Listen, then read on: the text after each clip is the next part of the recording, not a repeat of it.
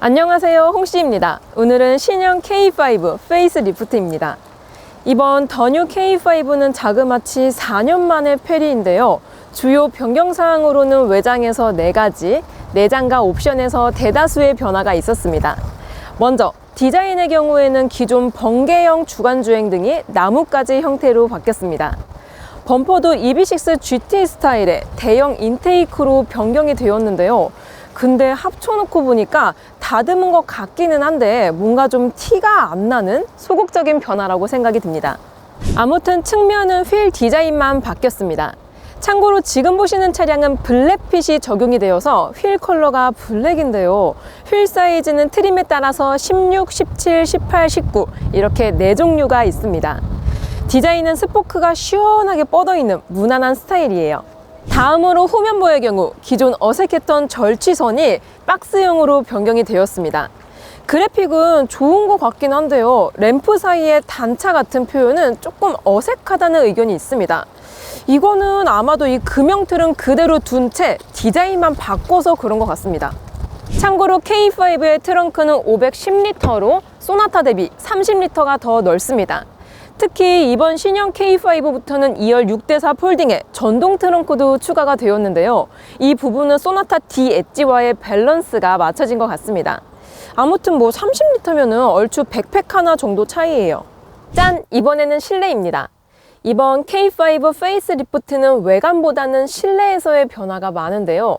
먼저 실내 컬러는 블랙, 샌드, 마션 브라운 이렇게 총 3가지입니다. 기존의 새들 브라운은 삭제가 되었어요.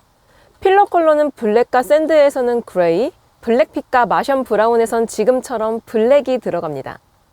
먼저 계기판과 센터 모니터는 기존 분리형에서 일체형으로 바뀌면서 커브드 디스플레이가 적용이 되었습니다.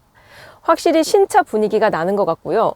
운영체제도 CCNC로 업그레이드가 되면서 애플과 안드로이드 모두 무선 연결이 가능합니다. 다음으로 송풍구는 구형 대비 조금 슬림해졌고요. 공조 패널은 인포 앤 공조 전환식의 터치 타입으로 변경이 되었습니다. 센터 콘솔에는 지문인식 버튼도 추가가 되었어요. 다음으로 하단 수납함엔 포트 규격이 C타입으로 바뀌었고요. 앰비언트 라이트 그래픽도 기존 절취선에서 직선형으로 변경이 되었습니다. 이외에 핸들과 도어 트림 등은 기존과 동일해요. 품목표상, 변경사항으로는 우선 시작 트림이 트렌디에서 프레스티지로 격상되면서 지능형 속도 제한 보조와 전자석 파워 윈도우, 12.3인치 내비게이션 등이 추가가 되었습니다. 대신 가죽 열선 핸들과 프로토 에어컨은 빠지게 됐어요. 다음으로 중간 등급인 노블레스에서는 구형 대비 스마트 크루즈 컨트롤과 고속도로 주행 보조, 디지털 키2, 지문 인증 시스템 등이 추가가 되었습니다. 대신 노블레스에서도 기존 LED 리어 램프와 뒷좌석 측면 선 커튼 등이 삭제되는 등 너프된 부분이 있습니다.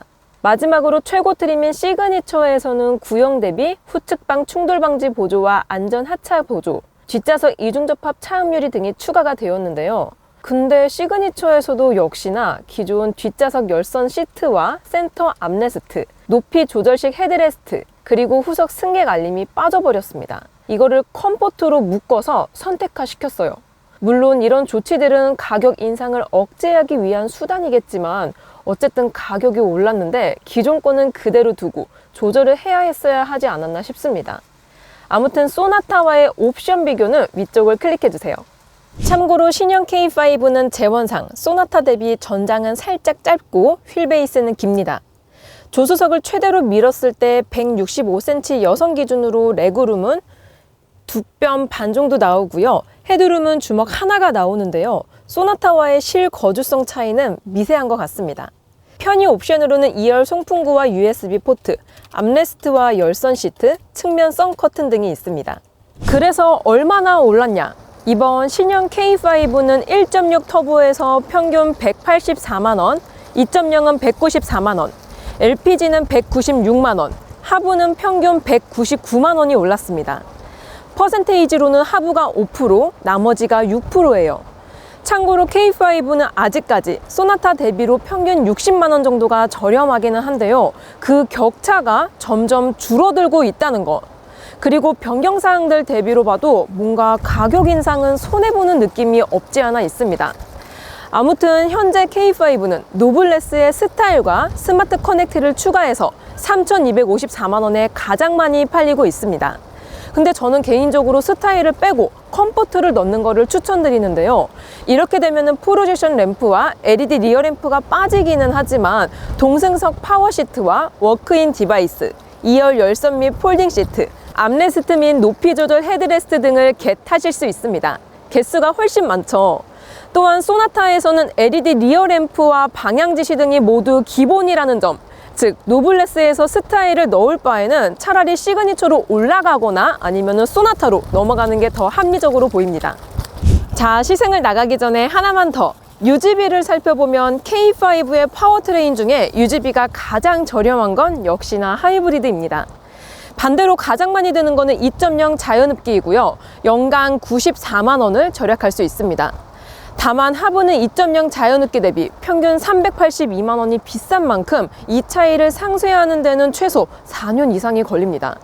오늘 타볼 1.6 터보의 경우 연간 267만 원 정도가 들고요. RMDPS에 8단 자동 변속기가 들어가기 때문에 메리트가 많습니다. 자, 그럼 시승을 나가볼게요. 고! 짠! 신형 K5를 타고 주행 중입니다. 현재 제가 시승 중인 차량은 1.6 터보에 19인치 휠이 껴져 있는 차량입니다. K5가 가지고 있는 파워트레인 중에서 가장 성능이 좋은 차라고 생각을 하시면 되는데요. 첫 주행 느낌은 K 시리즈 특유의 경쾌함이 신형에서도 그대로 묻어나 있습니다. 그래서 엑셀 페달을 밟는 족족 그냥 바로바로 즉각 피드백이 오는 타입이기 때문에 가속감이 굉장히 시원한 편이지 않나 라는 생각이 듭니다. 그리고 현재 저는 액티브 사운드 디자인이 들어가 있는 차량을 시승 중이거든요. 이거는 크렐 오디오를 넣으면 같이 딸려오는 옵션입니다. 현재까지는 끄고 다녔고요. 강하게로 바꿔둔 상태입니다. 여기서 스포츠 모드로 바꾸고 다시 한번 조금만 밟아볼게요.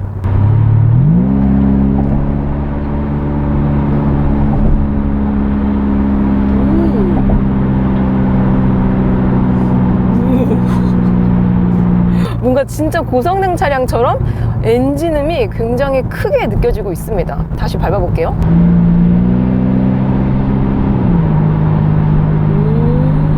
이게 1.6 터보가 들어가 있는 차량은 마력이 180마력이란 말이에요. 그래서 어떻게 보면은 뭐 평균적인 수치긴 하지만 사실 100마력대 차량이면은 그렇게 잘 나가는 차량은 아니거든요. 근데 이렇게 액티브 사운드 디자인이 더해지면서 진짜 잘 나가는 차를 탄 것 같다라는 느낌을 가져다 주고 있습니다. 그리고 전방에 지금 코너가 있기 때문에 코너링까지 느껴보도록 해볼게요. 오랜만에 고속 코너링. 역시나 살짝 언더스티어가 있습니다. 이게 전륜 기반의 세단이기 때문에 아무래도 좀 전장이라든지 휠 베이스도 긴 편에 속해서 언더스티어가 있기는 한데 이게 화면으로도 느껴지시겠지만 제가 크게 기울어지고 있지는 않잖아요. 구형에 비해서는 조금 더 컴포트해진 느낌이 있는 것 같아요. 구형 K5 같은 경우는 진짜 바닥에 착 날라붙어 가지고 다운 포스가 좋은 차량을 탄 것처럼 정말 날렵하게 쌩 하고 가졌거든요. 근데 신형 같은 경우는 살짝 이런 곡선을 그리면서 가지고 있습니다. 블랙핏을 추가를 했을 경우에는 19인치 휠과 함께 피제로 올 시즌 타이어가 들어가고요. 편평비 같은 경우는 이 K5에 들어가는 모든 타이어 중에서 가장 낮은 편에 속합니다. 그래서 어떻게 보면은 승차감에 손해가 있을 수밖에 없는데요. 날렵하기는 하지만 뭔가 구형에 비해서는 조금 더 안락해졌다라고 느껴지고요. 지금 이렇게 쭉 직진하고 있을 때의 승차감 같은 경우는 구형에 비해서 뭔가 많이 달라진 느낌이 듭니다. 구형 K5 같은 경우는 진짜 노면 상태를 되게 다이렉트로 읽어주는 편이었거든요. 중형 세단 범주를 벗어나지 않는 승차감을 가지고 있지만 그 중에서는 제법 탄탄하고 탄탄하다 못해 조금 단단하다라는 표현이 어울리는 승차감이었는데요. 신형 같은 경우는 거기서 이 댐핑을 살짝 더 풀어놓은 느낌이 납니다. 요철이 있는 구간이라든지 약간 웨이브가 져 있는 그런 구간을 갔을 때 충격 감쇄를 소프트하게 해주고 있어요. 같은 플랫폼이랑 같은 파워트레인을 가지고 있는 소나타랑 비교를 했을 경우에 소나타 같은 경우는 패밀리카에 잘 어울리는 그런 승차감과 가속감을 가지고 있었지만 이게 D-엣지로 넘어오면서 굉장히 좀 스포티해졌거든요. 어떻게 보면은 타기층이 덜머졌다라는 느낌을 많이 받았습니다. K5도 그럴 줄 알았는데 오히려 뭔가 소나타스러워졌어요. 그렇다고 소나타만큼은 막 안락한 느낌이 아니기는 하지만 조금 더 컴포트함에 가까워졌다는 뜻이에요. 그래서 저는 개인적으로 구형 K5보다는 신형 K5의 승차감이 좀 더 긍정적으로 느껴집니다.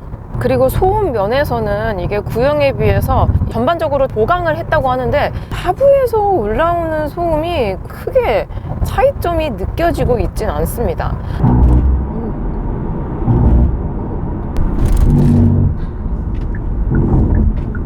방금 이 노면 소음 구간을 지나갔는데요. 평평비가 너무 좁아서일까요? 휠 때문인 것 같기도 한데 한 17인치나 18인치 그쯤 갔을 때 최적으로 느껴질 수도 있을 것 같습니다. 시속 80km 기준으로 데시벨 측정을 해보면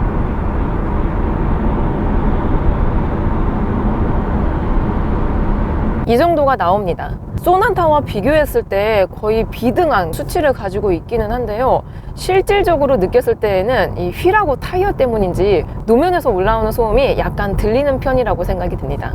자, 그리고 2.0을 갈지 아니면 1.6 터보를 갈지 요거 고민하시는 분들도 굉장히 많으시더라고요. 일단 수치상으로나 실제 가속력이라든지 마력 이런 것들은 제가 타고 있는 1.6 터보가 훨씬 더 좋기는 합니다. 그래서 최대 5,500rpm에서 180마력을 뿜어내고 있기는 한데요. 최대 토크 같은 경우는 1,500rpm에서부터 바로 터지는 타입이라서 그런지 일상 영역 내에서는 정말 시원시원한 가속감을 가지고 있습니다. 2.0 같은 경우는 K5는 아니고 제가 소나타에서 느껴봤었는데요. 2.0도 일상 영역 내에서 부족하다라는 느낌이 없었습니다. 대신 시원하고 짜릿한 그런 가속력을 가지고 있지 않기 때문에 뭔가 시원시원한 거를 원하신다면은 약간은 미진한 감이 있을 수 있겠다라는 생각이 들었습니다. 자, 그러면은 스포츠 모드로 바꾸고 밟아보도록 해보겠습니다. 저속에서 고속으로 브락셀! 와, 이게 액티브 사운드 디자인과 더해지다 보니까 와, 진짜 잘 나갑니다. 엑셀을 밟는 족족 바로바로 피드백이 전해져요. 이렇게 밟을 때마다. 와, 그리고 대체적으로 고 RPM을 유지를 해주려고 굉장히 노력을 하고 있습니다. 현재 지금 4단입니다. 스포츠 모드에서는 진짜 고성능 차량처럼 이 단수를 최대한 아껴주려는 노력을 보여주고 있습니다. 보통의 데일리카가 100km 이상 갈 경우에 아무리 못 써줘도 5단, 6단 이 정도로 써줬는데요. 고속 한계치가 진짜 좋은 것 같습니다. 2.0 같은 경우는 자동 6단이 들어가고요. 1.6 터보 같은 경우는 자동 8단이 들어갑니다. 최대 마력 같은 경우도 1.6 같은 경우는 5,500rpm에서 최대 마력을 내주는데 2.0 자연흡기 엔진 같은 경우는 거의 6,000 이상 써줘야 됩니다. 2.0 같은 경우는 단수가 6단밖에 안 들어가다 보니까 고속으로 달렸을 때에는 아무래도 RPM을 좀 높게 써주고 그렇게 되면 소음 진동도 많아지고요. 연비도 나빠집니다. 결과적으로 달렸을 때의 느낌은 1.6 터보가 훨씬 더 빠르고 경쾌하고 힘이 많이 녹아 있습니다. 그리고 고속 한계치도 훨씬 좋고요.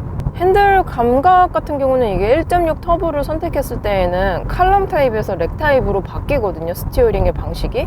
렉 타입 같은 경우는 조향축에 바로 모터가 들어가 있기 때문에 칼럼식에 비해서 조향 감도가 좀 더 좋아지는 장점을 가지고 있습니다. 저는 근데 칼럼 타입도 운전을 해봤고 렉 타입도 운전을 해봤는데 사실 엄청 디테일하고 예민하게 느끼지 않는다면은 크게 느끼기는 어려웠다라고 생각이 듭니다. 조향감이 좋기는 한데 그냥 일상 영역 구간 내에서 지금처럼 이렇게 톨게이트를 빠져나올 때 이런 구간 내에서 뭔가 약간의 운전의 재미를 줄 수도 있는, 내가 핸들을 트는 족족 바로바로 차가 바로바로 따라오는 그 정도의 느낌을 가지고 있기 때문에 일상 영역 구간 내에서는 충분히 만족스러운 교향감을 가지고 있습니다.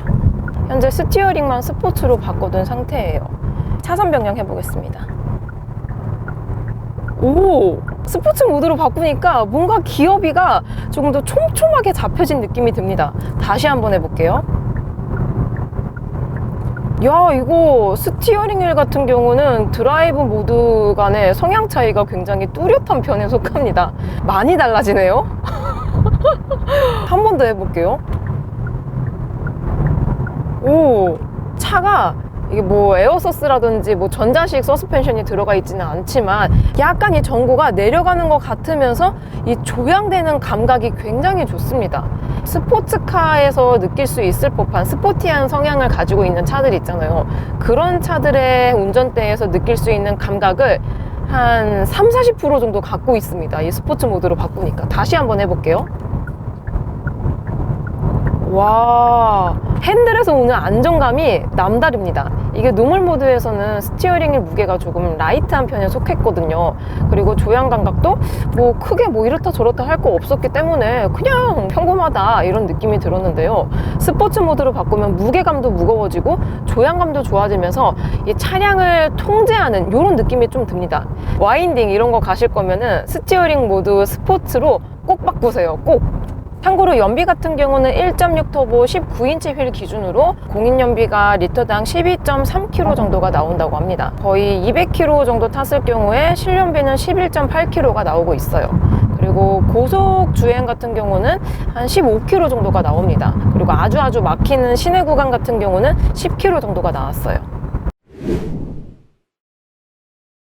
자, 이렇게 더 뉴 K5 페이스 리프트를 시승해 보았습니다. K5 에어백은 총 9개이고요. 충돌 테스트는 구형 기준 우리나라 KNCAP에서 85.2점으로 1등급, 미국 IHS 기준 2022 탑 세이프티 픽 플러스를 기록했습니다. 리콜 사항은 아직까지는 없고요. 주요 불만 사항으로는 어색한 후면부 디자인과 블랙 하이글로시 흠집 문제 등이 있습니다. 자, 마지막으로 홍씨의 총평. 신형 K5 어떠냐? 일단 옵션 최신화는 좋습니다. 소나타 대비 스포티한 디자인도 장점이고요. 트렁크랑 거주성도 소폭이지만 넓습니다. 하지만 이번에는 좀 많이 올랐습니다. 변경사항 대비 소나타와의 가격 차이가 줄어들면서 부족한 기본 옵션을 보강하는 것도 힘들어졌는데요. 즉, 현 시점 K5는 디자인을 빼면 소나타에 비해 아쉬운 상태라고 볼 수 있겠습니다. 저는 그럼 다음 영상으로 찾아뵐게요. 오늘도 저의 영상이 재밌고 도움이 많이 되셨다면 좋아요와 구독 그리고 알림 설정까지. 다음 시간에 또 뵐게요. 안녕. 빵!